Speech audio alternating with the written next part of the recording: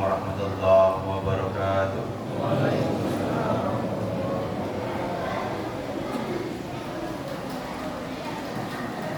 Allahu Akbar, Allahu Akbar.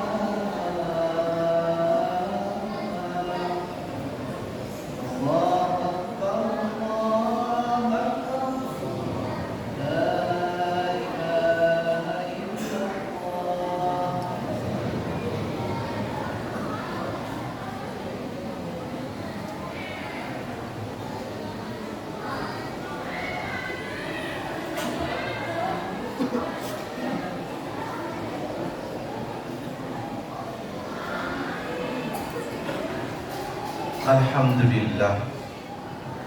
Alhamdulillahilladzi nahmaduhu wa nasta'inuhu wa nastaghfiruh wa na'udzu billahi min shururi anfusina min sayyiati a'malina. May yahdihillahu fala mudilla lahu wa may yudlil fala hadiya lahu. Asyhadu an la ilaha illallah wa asyhadu anna Muhammadan 'abduhu wa rasuluhu la nabiyya ba'dah, al-mab'uts rahmatan lil 'alamin. Allahumma salli wa sallim ala habibina wa syafi'ina wa qurrati a'yunina sayyidina Muhammadin wa ala alihi wa ashabihi ajma'in. Amma ba'du, fa ya ibadallah, usikum wa nafsi bitaqwallah. Faqad fazal muttaqun kama amara Allah ta'ala fi kitabihil karim. A'udzu billahi minasy syaithanir rajim. Ya ayyuhalladzina amanu taqullaha haqqa tuqatih wa la tamutunna illa wa antum muslimun. Alhamdulillah, kita sebentar lagi akan menyambut Hari Raya Idul Adha. Setelah sebelumnya kita rayakan hari kemenangan kita di Idul Fitri, kita akan menyambut Hari Raya Idul Adha. Hari Raya Idul Adha ini tidak bisa dipisahkan dengan peristiwa yang dialami oleh Nabiullah Ibrahim alaihissalam. Nabi Ibrahim adalah satu-satunya nabi yang namanya disebut bersamaan dengan menyebut nama Nabi Muhammad, khususnya dalam sholawat Ibrahimiyah. Allahumma salli ala Sayyidina Muhammad wa ala ali Sayyidina Muhammad kama sallaita ala Sayyidina Ibrahim, sampai seterusnya. Nabi Ibrahim disebut bersamaan dengan Nabi Muhammad. Kalau kita bicara tentang keutamaan Nabi Ibrahim, ada banyak, belasan bahkan mungkin puluhan keutamaan beliau yang menegaskan bahwa beliau adalah nabi pilihan. Dan memang beliau adalah salah satu minal ulul azmi, di antara 5 rasul yang mendapat gelar ulul azmi minar rasul. Hubungan erat antara Nabiullah Ibrahim dengan Rasulullah yang pasti adalah hubungan darah. Nabi Muhammad adalah keturunan Nabi Ibrahim dari jalur Nabi Ismail alaihissalam.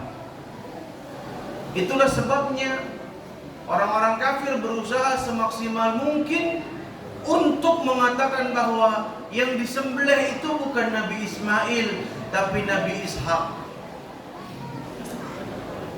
Tujuannya apa? Tujuannya untuk merendahkan Nabi Ismail yang pada akhirnya merendahkan Rasulullah Muhammad SAW. Walaupun pendapat yang rajih, yang kuat di antara pendapat ulama yang disembelih adalah Nabi Ismail, tapi kita umat Islam tahu dengan sadar bahwa perbedaan pendapat di antara ulama itu ada. Bahkan Al-Imam Ibnu Katsir menyebutkan dalam tafsirnya, Imam Al-Qurtubi dan para ulama ahli tafsir menyebutkan dalam tafsirnya. Kenapa terjadi perbedaan pendapat? Karena Allah tidak mengatakan secara sharih, secara jelas apakah Nabi Ismail atau Ishak yang disembelih. Para ulama hanya mengaitkan antara satu dan lain dalilnya. Jadi para ulama berbeda pendapat tentang apakah Nabi Ismail atau Nabi Ishak, itu biasa. Dan kita umat Islam paham. Tapi bedanya adalah orang kafir sengaja menyebutkan perbedaan itu, sengaja memilih pendapat yang disembelih adalah Ishak, tujuannya untuk merendahkan Nabi Muhammad. Sementara tidak ada satupun Nabi yang direndahkan oleh umat Islam. Ini adalah salah satu bukti bahwa Islam adalah agama yang rahmatan lil alamin. La nufarriqu baina ahadin min rusuli. Tidak ada satupun nabi yang dibeda-bedakan oleh Allah Subhanahu wa taala. Bahwa ada satu nabi yang lebih utama dari nabi yang lain itu wajar. Tapi tidak ada satupun nabi yang dibeda-bedakan oleh Allah. Yang satu dipuji, yang satu dihina, tidak ada. Yang satu akhlaknya mulia, yang satu ahli maksiat, tidak ada.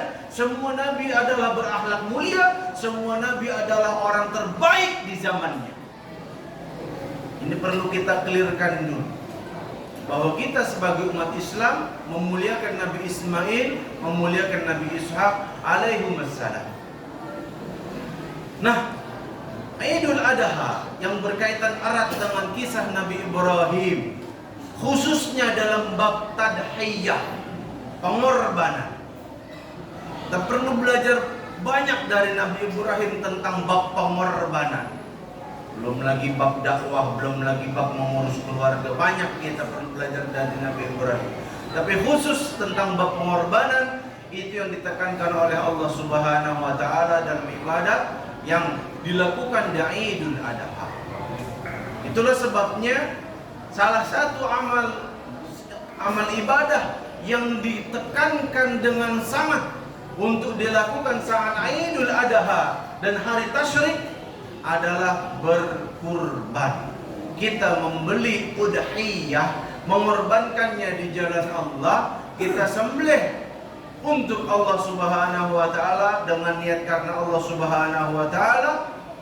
Lalu daging sisanya yang sudah dipotong dan segala macamnya kita berikan kepada saudara-saudara kita di kanan, di lingkungan sekitar kita.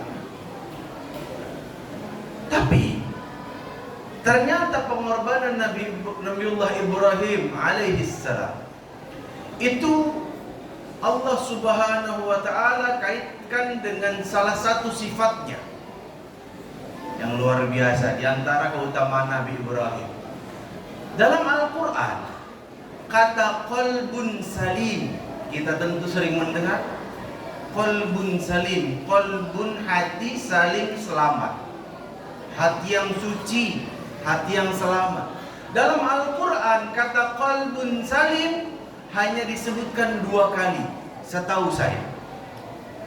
Wallahu a'lam bishawab, apakah mungkin ada yang ketiga? Cuma berkali-kali saya baca, enggak pernah saya temukan ada kata yang ketiga qalbun salim. Dan dua-duanya kata qalbun salim ini berkaitan dengan Nabiullah Ibrahim alaihissalam. Setelah Allah memuji Nabi Ibrahim dengan kalimat wa inna min syi'atihi la Ibrahim, Allah puji Nabi Nuh panjang lebar, lalu Allah katakan sesungguhnya orang yang mengikuti Nabi Nuh alaihissalam maka benar-benar orang itu adalah Ibrahim. Ini adalah pujian untuk Nabi Ibrahim. Setelah pujian itu, lalu Allah bicara tentang qalbun salim, hati yang bersih. Nabiullah Ibrahim berdoa, berdakwah. Semua dikerjakan oleh Nabiullah Ibrahim dalam perjuangannya. Beliau dakwahi keluarganya, beliau dakwahi masyarakatnya, sampai akhirnya beliau berdoa kepada Allah Subhanahu wa ta'ala, Rabbi habli minas salihin. Ya Allah, wahai Tuhanku, habli, hadiahkanlah kepadaku minas salihin, anak yang saleh. Lalu Allah Subhanahu wa ta'ala memberikan kabar gembira kepada Nabi Ibrahim. Fabasyarnahu bighulamin halim. Maka kami berikan kabar gembira kepada Nabiullah Ibrahim dengan kedatangan kelahiran anak yang halim, anak yang saleh, anak yang sabar, anak yang lembut. Falamma balagha ma'ahu sa'ya. Dan ketika anaknya itu sudah sampai pada usia yang mampu bekerja. Jadi kalau dibilang 7 tahun kayaknya nggak cocok. Kalau dibilang 5 tahun juga kayaknya nggak cocok. Usia mampu bekerja berapa? Ya belasan tahun lah. Ketika seorang anak udah bisa bekerja bareng-bareng sama bapaknya. Ketika seorang bapak udah mulai berani tepuk dada mengatakan, nih anak gua nih, dibanggain sama bapaknya. Ketika itulah Allah Subhanahu wa ta'ala menguji Nabi Ibrahim. Qala ya bunayya. Lalu Nabi Ibrahim bermusyawarah kepada anaknya, wahai anak kesayangan, inni ara fil manami, sesungguhnya aku melihat dalam mimpiku, anni adbahuka, aku disuruh untuk menyembelihmu. Fangzur madza tara, maka sampaikanlah apa yang menjadi pendapat. Anak yang soleh ini berkata, ya abati. Qala ya abati. Berkatalah Nabiullah Ismail, wahai bapak kesayanganku, if'al ma tu'mar, lakukanlah saja apa yang jadi perintah Allah kepadamu. Satajiduni insyaallahu minas sabirin. Kelak, suatu saat, pada masanya nanti, engkau akan mendapatiku, kata Nabiullah Ismail, minas sabirin, termasuk di antara orang-orang yang sabar. Falamma aslama, ketika Nabiullah Ibrahim dan Nabiullah Ismail sama-sama tunduk taat kepada Allah Subhanahu wa ta'ala, mereka berserah diri kepada Allah, wa tallahu lil jabin, dan Nabiullah Ibrahim meletakkan Nabiullah Ismail di atas pelipisnya. Kalau kita baca tafsir Ibnu Katsir, itu maksudnya ditengkurepin supaya Nabiullah Ibrahim enggak melihat wajah Nabiullah Ismail saat lagi disembelih. Wa nadainahu ayya Ibrahim, dan kami memanggil Nabi Ibrahim itu, ya wahai Ibrahim, ya Ibrahim, qad sadaqta ru'ya, engkau sungguh telah benar-benar membenarkan mimpi itu, membenarkan wahyu itu, membenarkan perintah itu. Inna kadzalika najzil muhsinin, sesungguhnya demikianlah kami memberikan balasan kepada orang yang selalu berbuat baik. Inna hadza lahuwal bala'ul mubin. Ini semua peristiwa ini, la, benar-benar, huwal adalah bala'ul mubin, ujian yang nyata, ujian yang paling berat dihadapi oleh manusia. Suruh nyembelih anak kesayangannya sendiri, yang anaknya itu dijamin nanti jadi nabi. Tingkat paling sayangnya bapak kepada anak. Wa fadainahu bi dzibhin 'adzim. Nah, ini yang paling penting. Nabiullah Ismail alaihi salam diganti oleh Allah Subhanahu wa taala dengan hewan kambing yang besar, kambing gibas.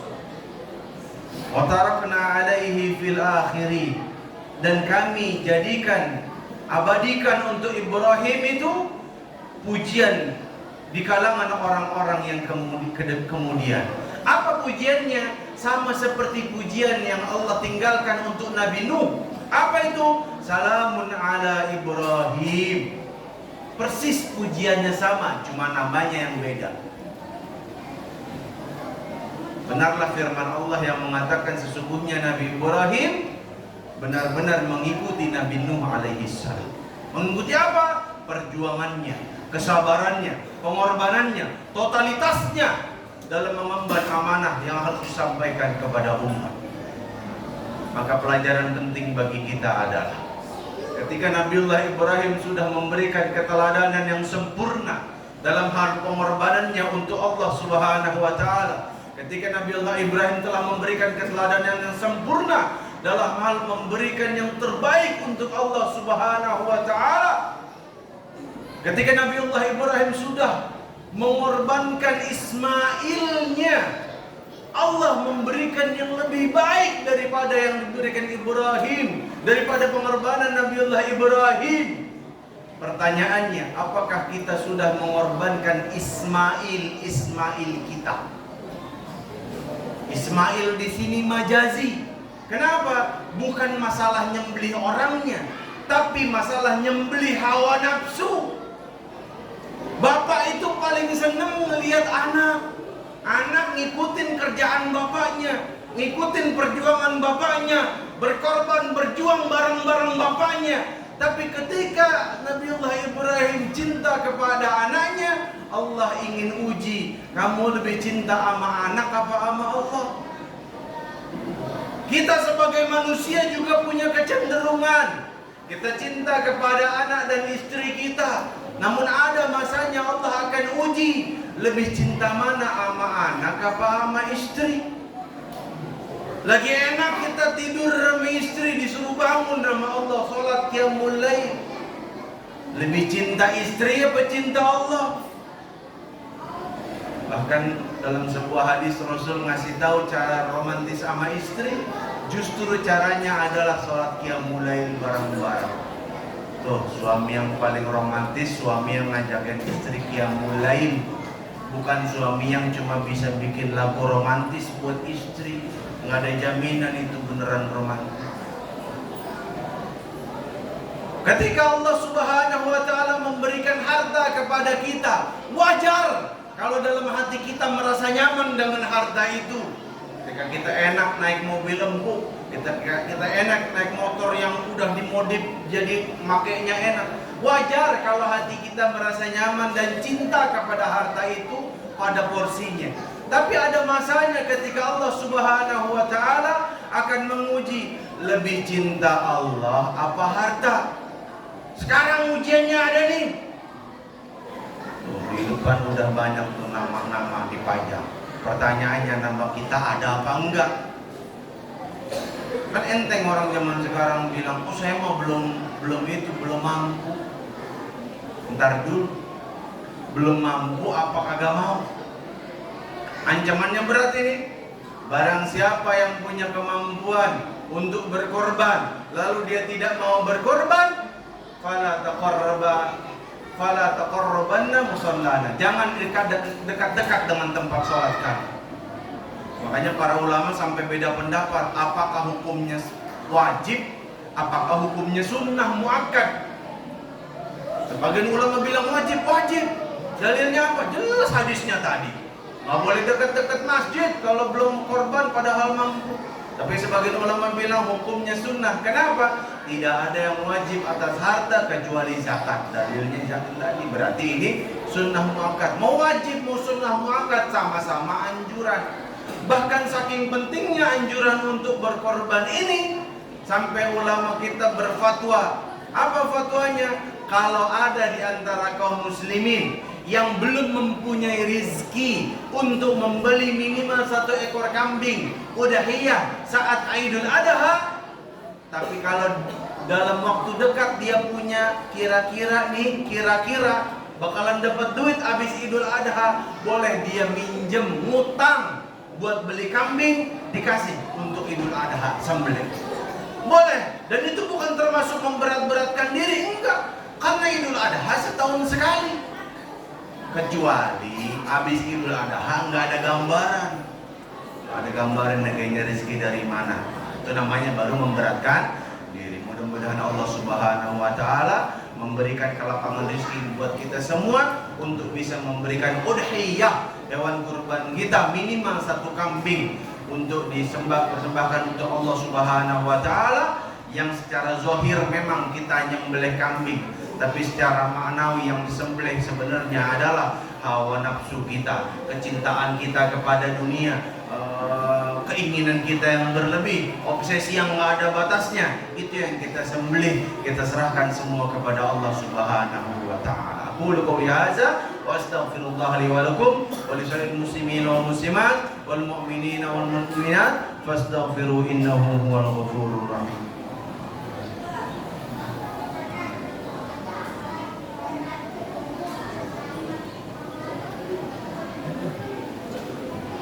Alhamdulillahilladzi arsala rasulahu bil huda wa dinil haqq liyuzhirahu 'ala dini kullihi wa kafa billahi shahida. Asyhadu an la ilaha illallah wa asyhadu anna Muhammadan 'abduhu wa rasuluhu la nabiyya ba'dah. Al-mab'us rahmatan lil 'alamin. Allahumma shalli wa sallim 'ala habibina wa syafiina wa qurrati a'yunina sayyidina Muhammadin wa 'ala alihi wa ashabihi ajma'in.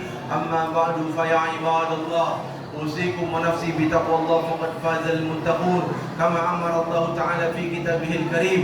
أعوذ بالله من الشيطان الرجيم. يا أيها الذين آمنوا اتقوا الله ولتنظر نفس ما قدمت لغد واتقوا الله إن الله خبير بما تعملون. إن الله وملائكته يصلون على النبي يا أيها الذين آمنوا صلوا عليه وسلموا تسليما. اللهم صل على سيدنا محمد وعلى آل سيدنا محمد كما صليت على سيدنا إبراهيم وعلى آل سيدنا إبراهيم. وبارك على سيدنا محمد وعلى آل سيدنا محمد كما باركت على سيدنا إبراهيم وعلى آل سيدنا إبراهيم في العالمين إنك حميد مجيد. اللهم اغفر للمسلمين والمسلمات والمؤمنين والمؤمنات الأحياء منهم والأموات إنك سميع قريب مجيب الدعوة يا قاضي الحاجة. اللهم أغننا بحلالك عن حرامك وبطاعتك معصيتك وبفضلك من سواك. ربنا هب لنا من أزواجنا وذرياتنا قرة أعين واجعلنا للمتقين إماما. ربنا آتنا في الدنيا حسنة في الآخرة حسنة وقنا عذاب النار. سبحان ربك رب العزة عما يصفون، سلام على المرسلين والحمد لله رب العالمين. أقيموا الصلاة.